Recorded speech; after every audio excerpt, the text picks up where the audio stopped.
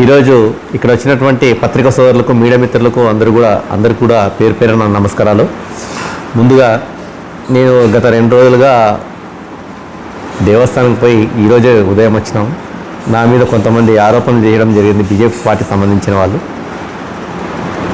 ఆరోపణల్లో వాళ్ళు చేసిన ఆరోపణ ఏంటంటే కొండలు, గుట్టలు, ఫ్లాట్లు కబ్జా చేసినాడు, అవన్నీ కూడా త్వరలో తీస్తాం, ఆధారాలతో ముందుకు వస్తాం, కొట్టంలో ఉండే బిల్డింగ్లోకి ఎలాగొచ్చినాడని చెప్పేసి కొన్ని మాట్లాడడం జరిగింది.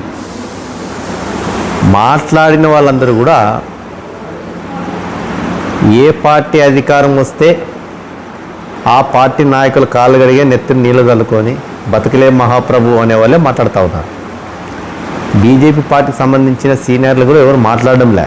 ఎందుకంటే ఈ లోకల్లో జరుగుతున్నటువంటి అన్యాయము, అక్రమము వాళ్ళకు తెలుసు. కాబట్టి బీజేపీ పార్టీ అనేది జాతీయ పార్టీ, దానికి ఒక విలువ ఉన్నది. ఆదోన్లో విలువ లేదు. ఆదోన్లో ఉండే బీజేపీ పార్టీకి రాష్ట్రం, దేశం మొత్తం మీద బీజేపీ పార్టీకి మంచి విలువలతో కూడుకున్న రాజకీయాలు చేస్తున్నారు. కాబట్టి ఇక్కడ ఉన్నటువంటి ఆదోన్లో ఉన్నటువంటి బీజేపీ పార్టీలో విలువలు లేవు, అన్ని రకాలుగా ఫెయిల్ అయిపోయినారు.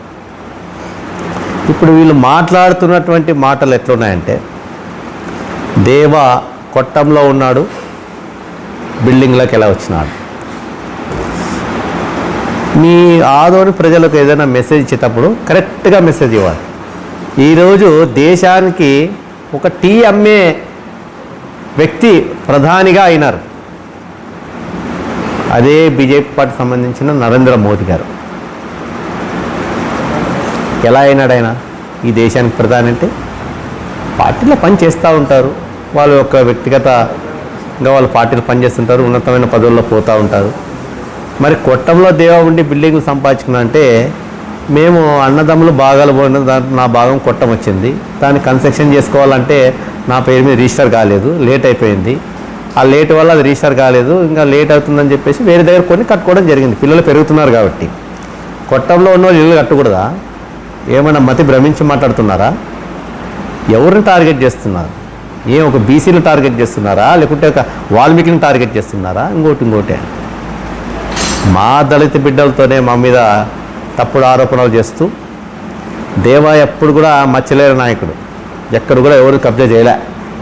వీళ్ళు ఒక మెడికల్ డాక్టర్ది ఏదో ప్లాట్ కబ్జా చేసినారని చెప్పడం జరిగింది. 504 ఆ సర్వే నెంబర్. దాంట్లో వెంకటేష్ నాయుడు అని డోన్కి సంబంధించిన ఆయన గతంలో మా ఏరియాలో ఉన్నటువంటి ముల్లా వాళ్ళ దగ్గర 2 ఎకరాల 21 సెంటు కొన్నాడు. ఆయన 2 ఎకరాల 21 సెంటు కొన్న తర్వాత ఆయన ప్లాట్లు వేసినాడు అగ్రిమెంట్ మీదే. ఆ అగ్రిమెంట్ మీద ప్లాట్లు వేసినప్పుడు అగ్రిమెంట్ మీద ప్లాట్లు వేసిన రేట్లు పెరిగినాయి. అవి ఆ రేట్ల ఆదాయం చూసేసరికి ఓనర్కి ఏం మనసు పుట్టింది, ఇంకా నాకేమైనా డిమాండ్ చేస్తే ఇస్తారని చెప్పేసి ఆయన డిమాండ్ చేసినాడు ఇంకా ఎక్కువ డబ్బులు. ఆయన వినలే. నా వ్యాపారం నాది, నీ వ్యాపారం నీది, నీకు కొన్నాను, అమ్మాలా నాకు రిజిస్టర్ చేయాలని అడిగినాడు. చేయలే. ఆయన కోర్టుకు పోయినాడు. లీగల్గా కోర్టుకు పోయిన తర్వాత ఆయన కోర్టులో గెలిచినాడు.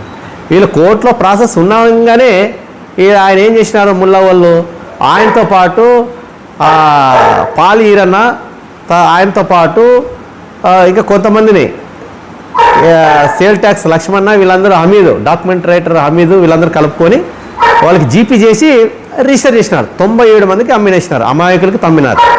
వాళ్ళకి ఈ విషయాలు ఏం చెప్పలే. అది కోర్టులో ఏదైనా ఒక ల్యాండ్ కోర్టులో ఇష్యూ ఉన్నప్పుడు ఆ ల్యాండ్ కోర్టులో తెగిన తర్వాతనే మనం తీసుకోవాలి. అంతవరకు ఆ యొక్క ల్యాండ్ని రిజిస్టర్ చేసేదానికి ఎవరికి అధికారం లేదు. కోర్టు ధిక్కారం వస్తుంది. తర్వాత ఆయన ఏం చేసినాడు, వీళ్ళు జీపీ చేసిన వాళ్ళ మీద కూడా కోర్టుకి వేసినాడు వెంకటేష్ నాయుడు. ఆయన హైకోర్టుకి వీళ్ళు హైకోర్టుకి పోయినారు. మరి ఆయన హైకోర్టుకి వేసినాడు. హైకోర్టులో ఓడిపోయినారు. ఓడిపోయిన తర్వాత మళ్ళీ వెంకటేష్ నాయుడుకి కోర్టు తీర్పిచ్చింది, ప్రాపర్టీ హ్యాండ్ ఓవర్ చేసింది, డంగోరు కొట్టి ప్రాపర్టీ హ్యాండ్ ఓవర్ చేసి ఆయనకి ఇవ్వడం జరిగింది. ఆ డాక్యుమెంట్ సంబంధించి మేము ఆ పత్రాలు తీసుకొని అందరికీ చూపించినాం. అంటే నేను కొనలేదాన్ని. మేదరిగేరి నల్లారెడ్డి ఆయనతో పాటు భీమన్ గౌడు వాళ్ళ భార్యలు వాళ్ళు కొన్నారు, 4. కొన్న తర్వాత మాకు దాంట్లో ఆ డాక్యుమెంట్ తీసుకొని మేము అందరిని అడిగినాం, ఇది కొనొచ్చా కొనకూడదా అని. జడ్జీలకు అడిగినాము, ఎంఆర్ఓకి అడిగినాము, ఆర్డీఓకి అడిగినాము, అందరికీ అడిగినాం. అందరికి చూపించాం లీగల్గా, ఇది లీగల్గా కరెక్ట్ ఉందా లేదా అని. కరెక్ట్ అన్నందుకు నల్లారెడ్డి రిజిస్టర్ చేసుకున్నాడు. నల్లారెడ్డి మాకు డాక్యుమెంట్ చూపించినాడు. మేము కూడా అందరికి అడిగినాం, ఇది తీసుకోవచ్చా తీసుకోకూడదా అని. దాంట్లో ఒక 23 ప్లాట్లు నేను తీసుకోవడం జరిగింది.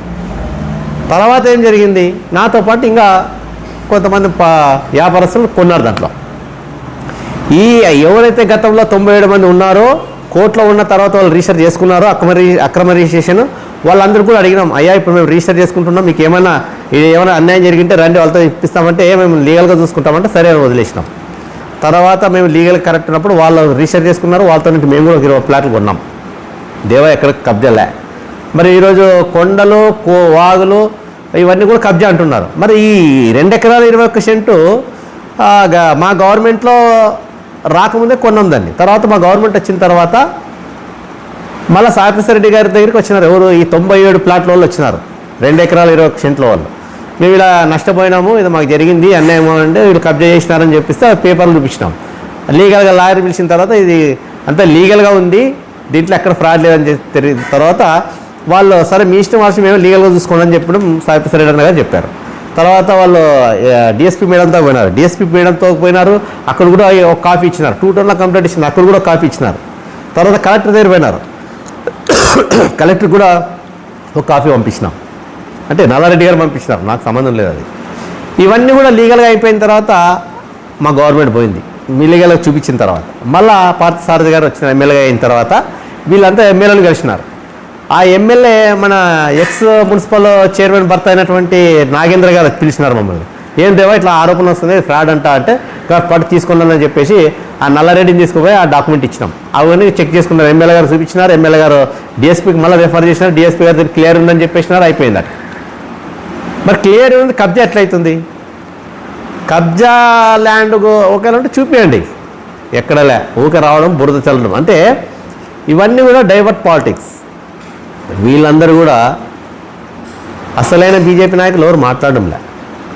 వీళ్ళని పార్థసారథి గారు ఏం చెప్తే దానికి జై అనుకుంటే తిరిగే వాళ్ళు మాట్లాడుతూ ఉన్నారు. అవి కూడా ఆధారాలు చూపిస్తారంటే అది చూపడంలే. మేము అడిగింది ఏం అడిగినాము, జగనన్న కాలనీలో 24,30,00,000 ల్యాండ్ కొంటే 128 కోట్లు ఫ్రాడ్ ఎక్కడ జరిగింది అని అడిగినాం. అది ఆదరణ ప్రజలందరికీ కూడా చూపించాలా. సాయిప్రసాద్ రెడ్డి గారు 128 కోట్లు మీరు ఫ్రాడ్ చేసినారని చెప్పడము అది ఎంతవరకు కరెక్ట్ అని అడిగినాం. తర్వాత ల్యాండ్ 24,30,00,000 కదా కొనింది. మరి కన్స్ట్రక్షన్ అంతా కూడా డైరెక్ట్ కలెక్టర్ గారే కాంట్రాక్ట్ని తీసుకోవడం, ఆయన ఎవరి ద్వారా చేపించినాడో మనకు తెలియదు. అది ఆర్టీ యాక్ట్ ద్వారా మీరు తీసుకోవచ్చు ఇన్ఫర్మేషన్. మరి 24,50,00,000 ల్యాండ్ కొన్నది కూడా డైరెక్ట్ కలెక్టర్ గారే, జాయింట్ కలెక్టర్ గారే కొన్నది. డైరెక్ట్ వారంలో కొన్నారు, వారంలో రైతులకంతా డబ్బులు వేయడము, దానికి ఒక ప్రాసెస్ జరిగింది. మన సాయిప్రసాద్ రెడ్డి గారు ఎటువంటి సంబంధం లేదు దీంట్లో. ఆ ఫ్రాడ్ గురించి అడిగినాం, దాని విషయం సమాధానం చెప్పక ఎవరు ప్రశ్నిస్తే నీది అవినీతి చేస్తాం, నీది ఇంకోటి, నీవు కాదు కదా, మీరు కాదు కదా, మీ పార్టీ అన్నీ కలిసినా దేవని ఏం చేయలేరు. ఎందుకంటే మేము ఎక్కడైనా ఫ్రాడ్ చేస్తే కదా దాంట్లో మీరు మమ్మల్ని ప్రజల ముందు ఒక నిర్దోషిగా నిలబెట్టడానికి. ఎక్కడ కూడా ఫ్రాడ్లే, ఏదన్నా లీగల్గా ఫాలో అవుతాం. అధికారంలో ఉన్నప్పుడు ఎప్పుడు కూడా మేము తప్పుడు పని చేయలే. ఇదే అధికారంలో ఉన్నప్పుడు ఇప్పుడు మొన్న పార్థసారథి గారిని ఆ వైసీపీ కార్యకర్త ఏదో మాట్లాడాలని బీభత్సం చేశారు.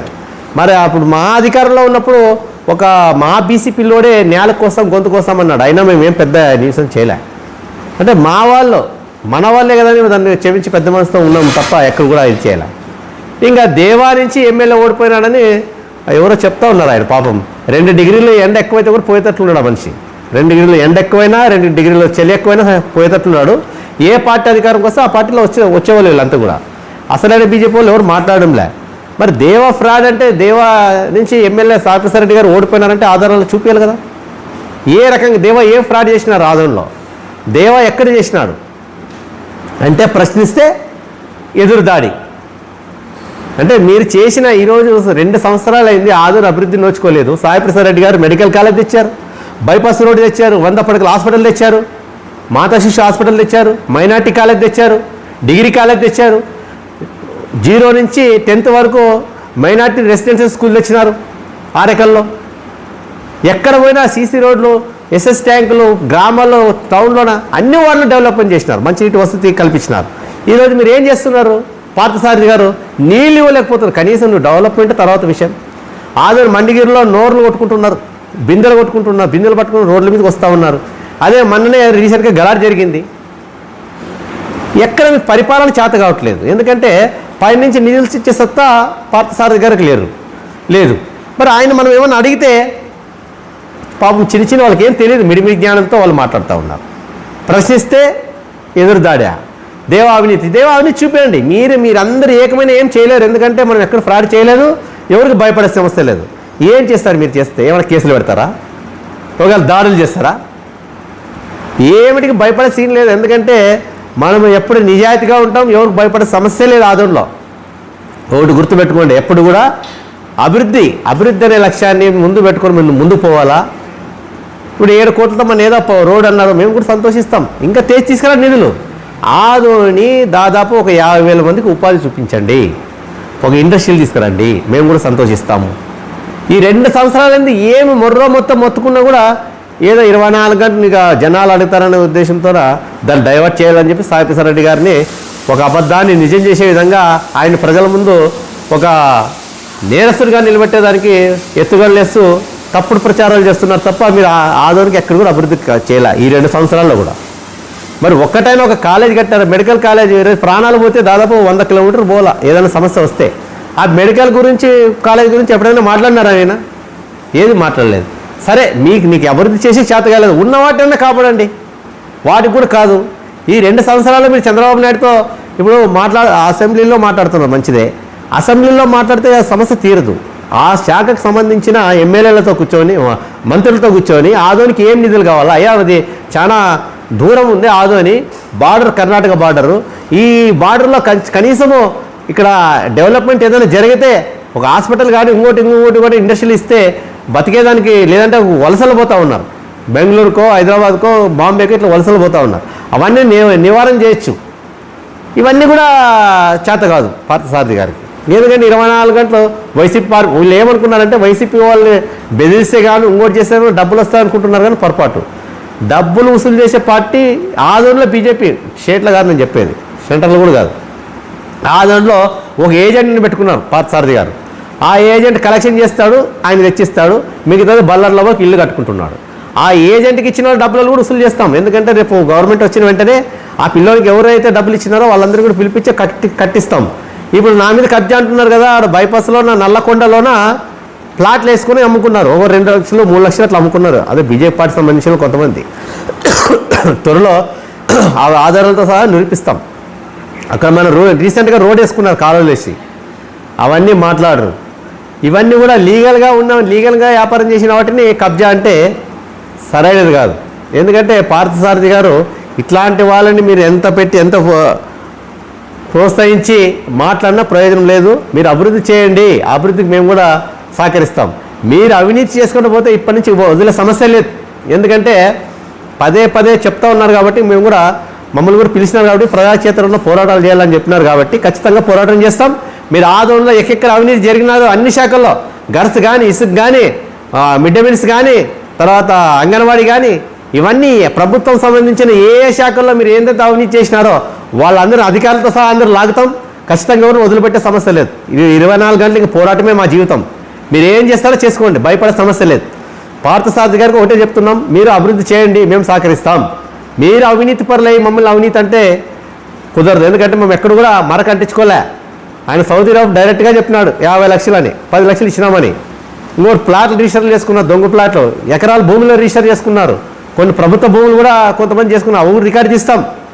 మీరు అనుకుంటున్నారో ఏదో ఈరోజు అందరి కాటికి తోసుకొని మనం వెళ్ళిపోదాం అనుకుంటే కుదరదు. ఖచ్చితంగా మీకు ఎవరైతే సహకరించినారో అధికారులతో సహా, తర్వాత ఇక్కడ ఉన్న మీ పార్టీ కార్యకర్తలు ఎవరైతే వలస వచ్చి ఎవరైతే దోపిడీ స్టార్ట్ చేస్తున్నారో, మీ పార్టీలో ఎవరైతే ప్రశ్నించి ఎదురుదాడి చేస్తున్నారో వాళ్ళందరూ కూడా ఎక్కడ తిన్నదంతా కక్కిస్తాం. వెనకపోయే సమస్య లేదు.